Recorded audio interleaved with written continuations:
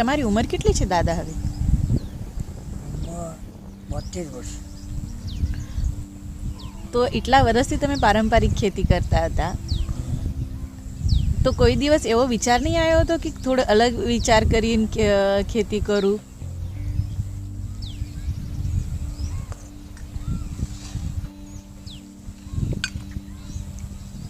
જો આ દિન સુધીમાં એક ગામમાં કૂવો એ બનાવ્યો,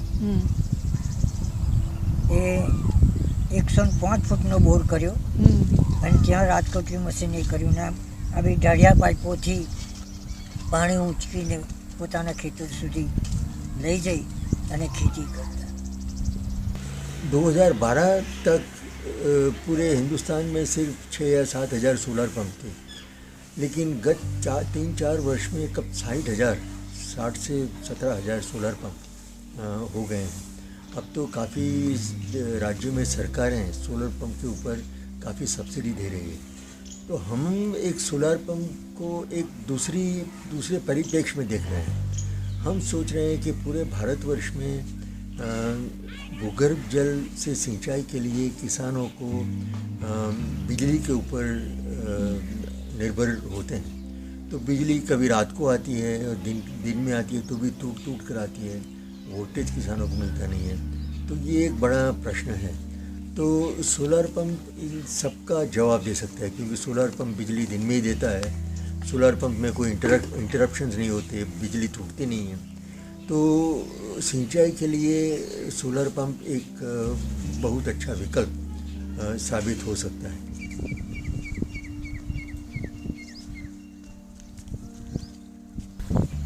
हमें आ सोलर पंप ऑक्टोबर 15 में लगावવામાં આવ્યો। આ પહેલાં અમે ઓઇલ એન્જિનથી ઇરિગેશન ખેતી કરતા હતા। તે વખતનો અનુભવ એવો કે ડીઝલ પછી ઓઇલ એન્જિન ચલાવવા માટેની મરામત ખર્ચ ને આવું વર્ષે 20 થી 25 હજાર રૂપિયાનું ખર્ચ વાર્ષિક સરાસરી થતું।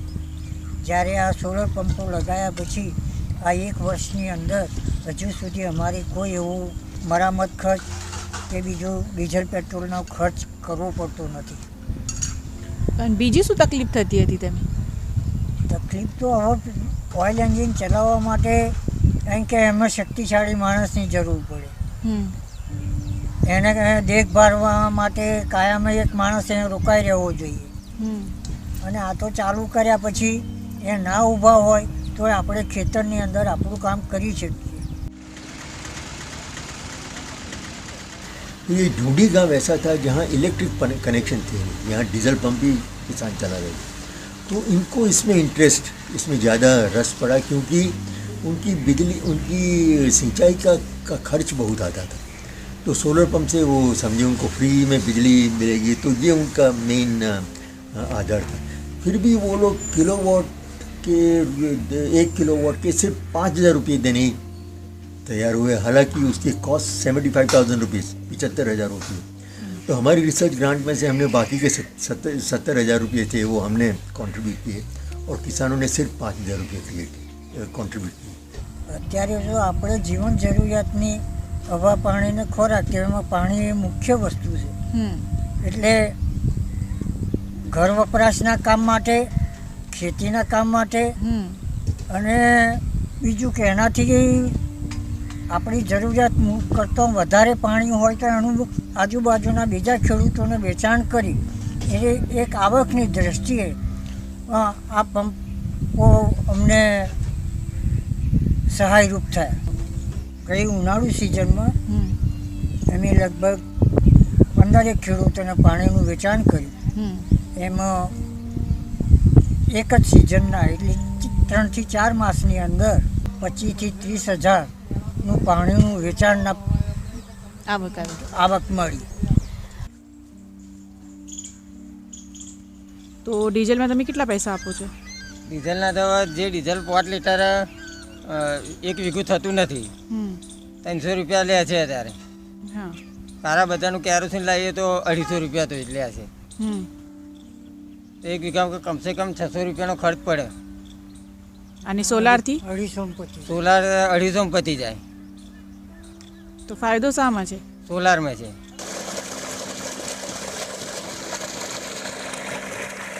हम किसान को सोलर पंप दे रहे हैं, लेकिन हम जानते हैं और किसान भी जानता है कि पूरे साल में वो लोग हर रोज तो सिंचाई करते नहीं हैं. जो 60, 70, 80 दिन वो सिंचाई करते हैं, उसके बाद जो सोलर एनर्जी पैदा होगी उसका क्या होगा. तो हमारा डर ये है कि अगर किसान को फ्री में सोलर पंप की बिजली मिलती रही तो उसका उपयोग भूगर्भ जल का दोहन करने में लग सकता है. तो इससे हमारी ग्राउंड वाटर की क्राइसिस और सीरियस होती जा रही हो सकती है. तो इसलिए हमने ढूंढी में ऐसी व्यवस्था की है कि सब सोलर पंप वाले किसान हैं उनको एक माइक्रो ग्रिड में जोड़ दिया है, और उस माइक्रो ग्रिड में लोकल जो इलेक्ट्रिसिटी कंपनी है मध्य गुजरात वीज कंपनी लिमिटेड, उनके साथ जोड़ दिया है. तो मध्य गुजरात वीज कंपनी ये जो मंडली है, माइक्रो ग्रिड जो मंडली चलाती है, उसको हर एक यूनिट पावर के लिए, पावर बेचने के लिए 4 रुपया और 63 पैसे उनको देती है. उसके ऊपर हमारी संस्था की ओर से, हमारे रिसर्च ग्रांट में से हम किसानों को 1 रुपया और 25 पैसा ग्रीन एनर्जी बोनस देते हैं, और दूसरा 1 रुपया और 25 पैसा उनको वाटर कंजर्वेशन बोनस देते हैं. तो किसान को सोलर पावर बेचने के लिए 7 रुपया और 13 पैसा यूनिट मिलते हैं. આવો જોઈએ.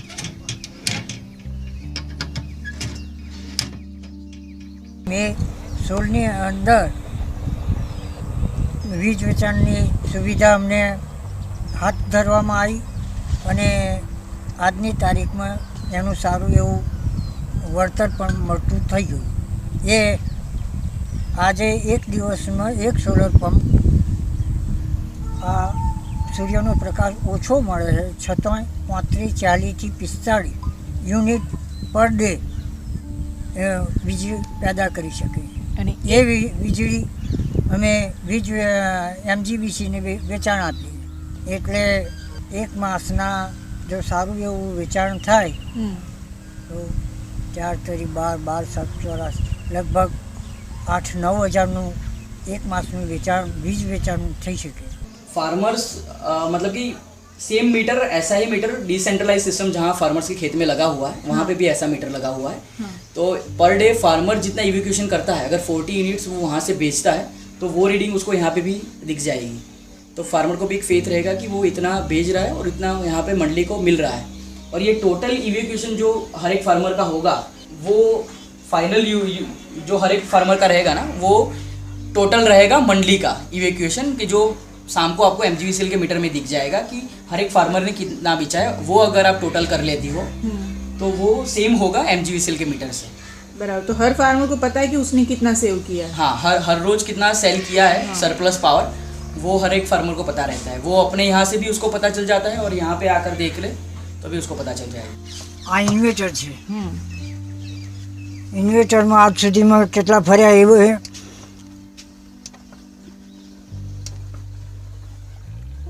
3 મેગાવોટ કરંટ આજ સુધીમાં પેદા થયો. એમાં ટોટલ 1124 કલાકની અંદર આટલું વીજ ઉત્પાદન થયું.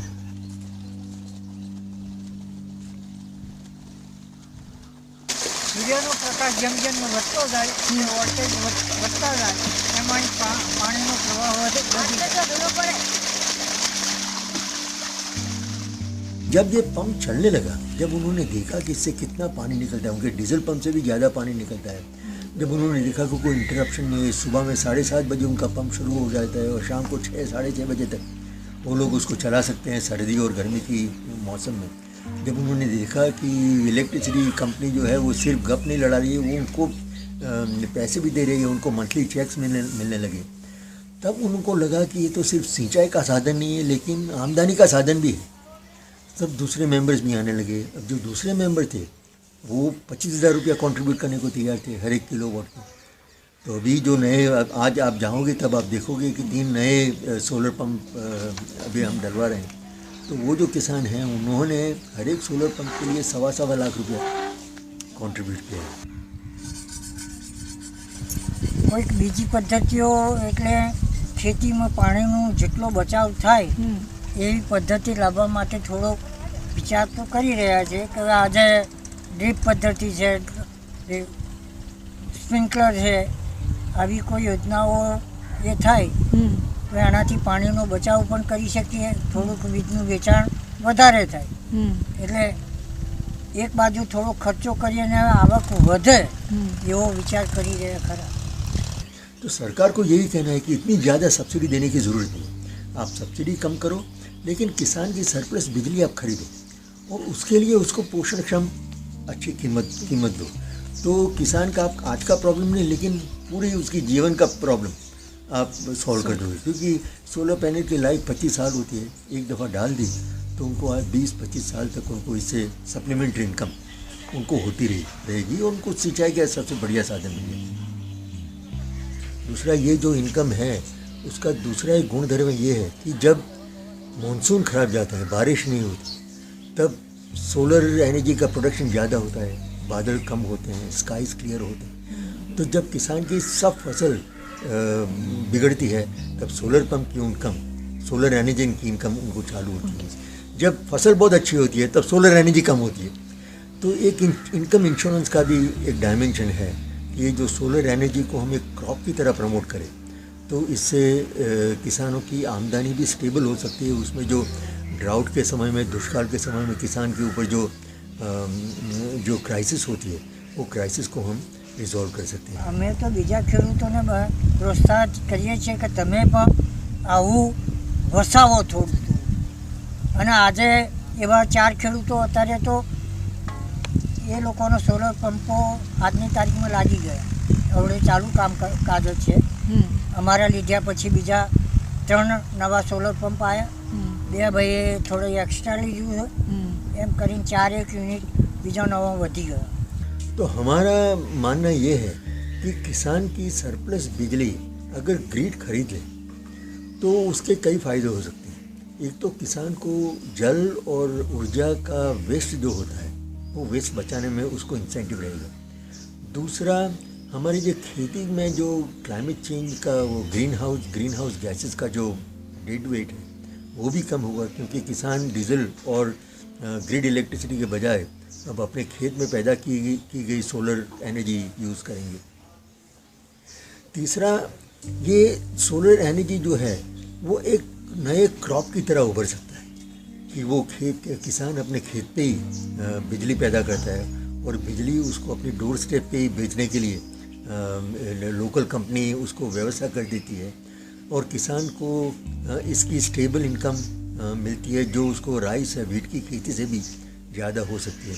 हमारे ढूंढी के किसानों ने ऑलरेडी 5 महीने में 1.5 लाख रुपये से ज़्यादा बिजली बेच के कमा लिए हैं। इसके अतिरिक्त उनका सिंचाई का तो उनको जो बिजली चाहिए वो तो मिलती ही है। આ જે પ્લાન અમે આ નાખીએ એ તો પરિભૂત થશે કે નહીં થાય। મેં તે દિવસે એમને જવાબ આપ્યો હતો કે સૂર્ય ઉગવાનું બંધ કરે તો આપણો આ પ્લાન ના સક્સેસ થાય, બાકી સૂર્ય ઉગવાનો જ છે તો પછી આ પ્લાન ચાલુ રહેવાનો જ છે।